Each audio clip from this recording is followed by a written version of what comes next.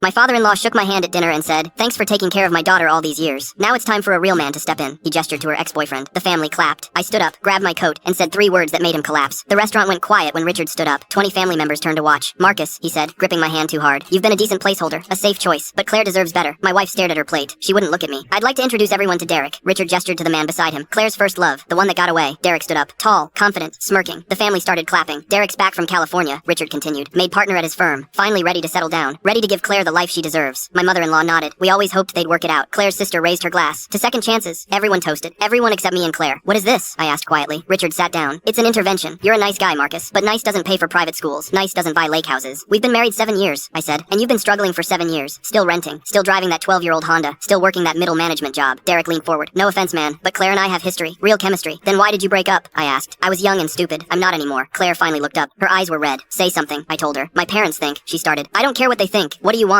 She glanced at her father, at Derek, at the whole table watching. "I want what's best for our family," she whispered. I stood up, grabbed my coat. "Where are you going?" Richard demanded. "Away from people who think love has a price tag. Sit down. We're not done." "Yeah," I said. "We are." I looked at Claire. "You coming?" She looked at Derek, at her father, at her whole family tree of expectations. "I need time to think," she said. "Take all the time you want." I pulled out my phone, opened my banking app, turned the screen toward Richard. "What's this?" he asked. "My portfolio, the one Claire knows about." His eyes scanned the numbers, went wide. That's over $2 million. The table went silent. "Cryptocurrency, early investments. I bought Bitcoin when it was $8, Ethereum at 12. Derek's smirk vanished. "The Honda? Paid cash. Could have bought a Tesla. Didn't need to prove anything." I scrolled down. "The rental? Month to month because I've been shopping for the right property. Found one last week. 4 bedrooms. Lakeview. Closing next month." Richard's face went white. "The middle management job? I manage 43 people. My salary is $280,000 a year, plus stock options." Claire's mother gasped. I kept it quiet because Claire asked me to. Said her family was judgmental. Said they'd treat me different if they knew about money. I looked at my wife. "Guess you were right." "You've been lying to us?" Richard sputtered. "No, you never asked. You assumed." I pulled out a folder from my coat. Set it on the table. "What's that?" Claire asked. "Divorce papers. Filed this morning." Her face went white. "I knew about tonight. Your sister warned me last week." Claire's sister went pale. "You knew?" Claire whispered. "Your family's been planning this for a month. Group chat. Screenshots are in the folder." I looked at Derek. "She knew too. They've been texting for 6 weeks." "That's not true," Claire started. I pulled out my phone again. Showed the call logs from our phone plan. 217 calls. 1,700 texts. I'm a tech manager. I know how to check records. Derek stood up. "This is just a misunderstanding." "Is it? Because Claire's been telling you she's settled. That she wishes she could go back and choose differently." I had the screenshots. I didn't show them. Claire's face told the whole story. "How dare you spy on your own wife?" Richard shouted. "How dare you auction off your daughter like livestock?" Richard grabbed his chest. Started breathing hard. "Dad?" Claire reached for him. "Someone call 911, Claire's mother said. I picked up my folder. Started walking. "Wait," Claire called. "Marcus, please. This isn't what it looks like." I stopped at the door. "It's exactly what it looks like. You wanted a real man with real money." I looked at the whole table. At Richard, gasping. At Derek, frozen. At Claire, crying. At 20 family members who just clapped for my replacement. "Turns out you had one all along. You just didn't know it because you never bothered to ask." I looked at Derek. "He's all yours now. Hope partner salary is enough. We can fix this," Claire said, crying now. "I made a mistake. I'll tell them no.